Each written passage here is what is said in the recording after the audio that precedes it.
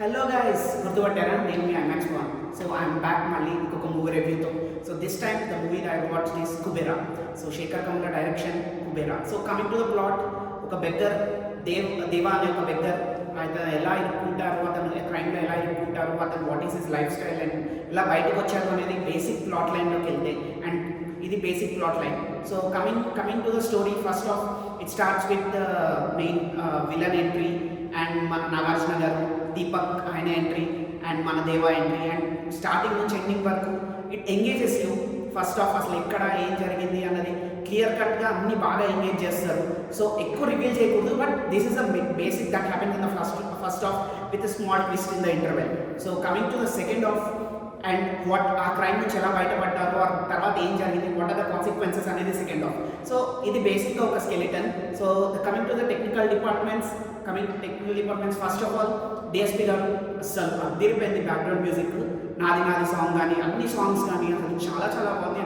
సీన్కి తగ్గట్టు, ఫ్రేమ్కి తగ్గట్టు సాంగ్స్ అవి వచ్చాయి.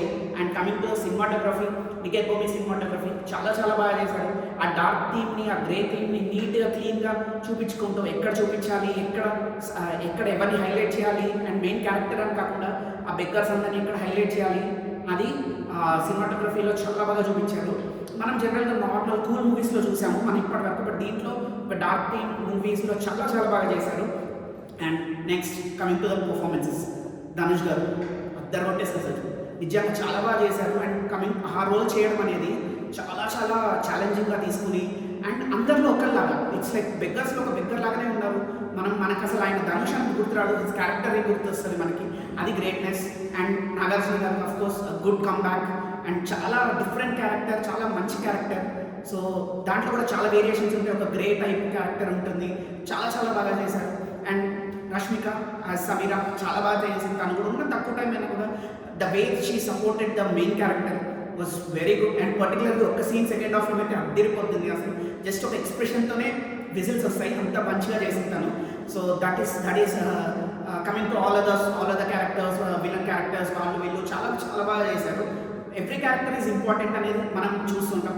And coming to direction department, Sekhar Kammula garu ఇప్పటివరకు మనం నార్మల్ మూవీస్ జస్ట్ మనం రాంగ్ కామ్స్ అలా చూసాము. లీడర్లో ఒక చిన్న కొంచెం టచ్ చేశారు, లీడర్ లవ్ స్టోరీలో కొంచెం టచ్ చేశారు. దీంట్లో దాన్ని ఒక పీక్స్లో తీసుకెళ్ళిపోయారు.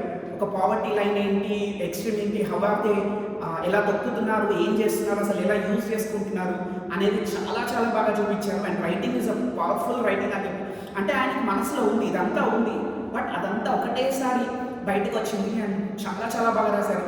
అండ్ యాజ్ ఆయన చెప్పిన వాల్యూస్ ఎక్కడ పోకుండా క్లియర్ కట్గా ఎక్కడ ఓవర్ డూ చేయకుండా నీట్ క్లియర్గా రైటింగ్ ఉంది. అండ్ అసలు మనం అదొక వల్గారిటీ కూడా వెళ్ళదు, ఆర్ మరీ క్రిటిసిజంలో కూడా వెళ్ళదు, బట్ ఒక పర్ఫెక్ట్ రైటింగ్ అనేది చెప్పాలి. 3 hours చాలా బాగా ఎంగేజ్ చేశారు. Writing would be the main thing, అందుకే టైం కూడా తీసుకున్నారు. సో శేఖర్ కమల గారి రైటింగ్, డైరెక్షన్ చాలా చాలా బాగుంది. And all other technical team, వాళ్ళకి సపోర్ట్ చేసిన టీం కానీ, రైటర్స్ కానీ, అదర్ లిరిక్ రైటర్స్ కానీ, ఎవ్రీవన్ చాలా చాలా బాగా చేశారు.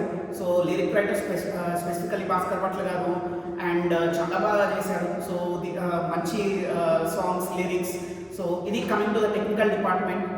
అండ్ నా కమింగ్ టు మెయిన్ హైలైట్స్కి వచ్చేసి of course the writing, the performances, and overall theme చాలా కొత్త థీమ్ ఉంది.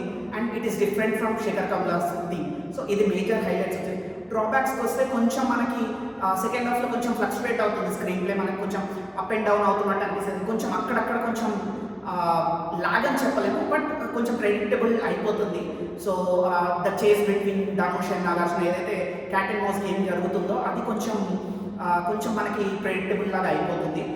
That is one thing. And ఇంకొకటి ఏంటి అంటే what I felt is more ఎక్స్ట్రీమ్స్కి వెళ్ళిపోయారు, అంటే ఐదర్ మరీ బిలో పోవర్టీ లైన్, రిచ్ అర్బన్కి వెళ్ళిపోయారు. సో మిడిల్ క్లాస్ వాళ్ళకి కొంచెం రిలేటబిలిటీ ఫ్యాక్టర్, అంటే ఏదైతే మనం ఎక్కువ ఎక్స్పెక్ట్ చేసామో శేఖర్ కమల గారి మూవీస్ నుంచి ఓకే మిడిల్ క్లాస్ రిలేట్ అవుతారు, ఆర్ లోవర్ మిడిల్ క్లాస్ అలాంటి రిలేటబిలిటీ ఫ్యాక్టర్ కొంచెం తగ్గింది. But this doesn't effect anything to the movie, but just small observation. So super movie, go and watch it in theatres.